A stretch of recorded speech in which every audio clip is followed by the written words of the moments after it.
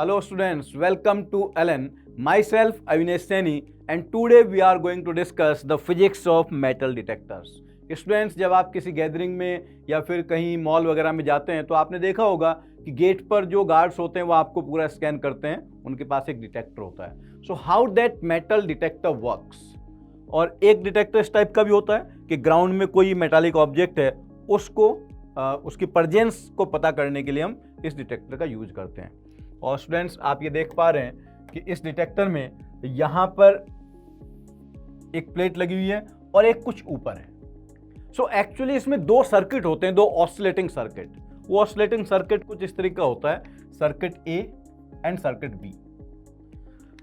Circuit B आगे रहता है, सर्किट ए थोड़ा पीछे रहता है. और ये दोनों एलसी सर्किट होते हैं. देखिए यहाँ पर इंडक्टर लगा हुआ है और कैपेसिटर लगा हुआ है. और स्टूडेंट्स, आपने ये पढ़ा होगा एलसी ऑसिलेशन.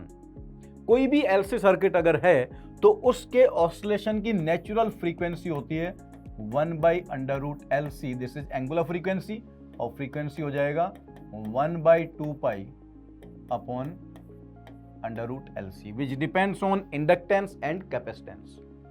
अब आप सोचिए, अगर ये दोनों एलसी सर्किट सेम फ्रीक्वेंसी में ऑसिलेट कर रहे हैं, so if they are oscillating in same frequency, no beats will be heard by this person using this headphone. उनके पास एक हेडफोन भी होता है जिसमें आवाज आती है, टू टू टू टू होता है ना, पिंक पिंक करता है, तो वहां पर वो आवाज आती है. अगर वो आवाज नहीं आ रही है, दैट मीन्स कोई मेटालिक ऑब्जेक्ट नहीं है. अब क्या करते हैं, जब वो मेटल डिटेक्टर को आपके पास लाते हैं तो ये जो सर्किट बी है ये उस ऑब्जेक्ट की तरफ जाता है.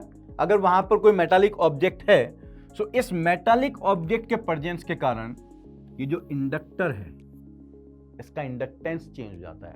You know, inductance also depends on the medium. तो इसके पास एक मेटालिक ऑब्जेक्ट आ गया तो ये जो इंडक्टेंस है LB बढ़ जाएगा.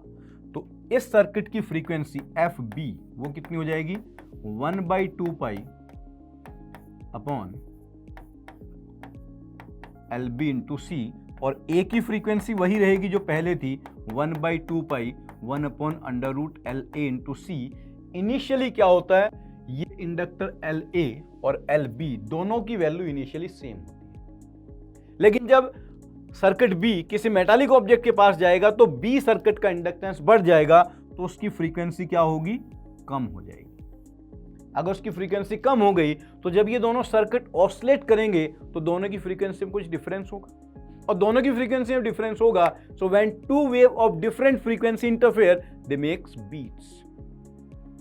तो साउंड वेरिएशन होगा और बीट्स सुनाई देंगे. The presence of beats, the hearing of beats confirm the presence of metallic object.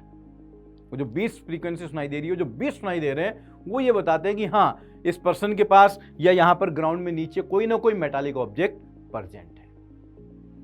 So student, I am sure कि अब आपको ये क्लियर हो गया होगा कि वो मेटल डिटेक्टर एक्चुअली कैसे काम करता है, right.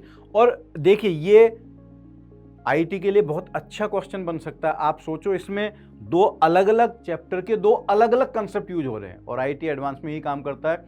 Multiple chapters, multiple concept. यहाँ पर बीट्स फ्रीक्वेंसी भी यूज हो रही है और यहाँ पर एलसी ऑसिलेशन भी यूज हो रहा है. और फिर इंडक्टर की वो प्रॉपर्टी भी यूज हो रही है कि इंडक्टेंस किस किस चीज पर डिपेंडेंट होता है. सो आई एम श्योर कि अब आपको ये पूरा का पूरा क्वेश्चन और पूरा का पूरा कंसेप्ट डेफिनेटली क्लियर हो गया होगा. Okay, thank you very much.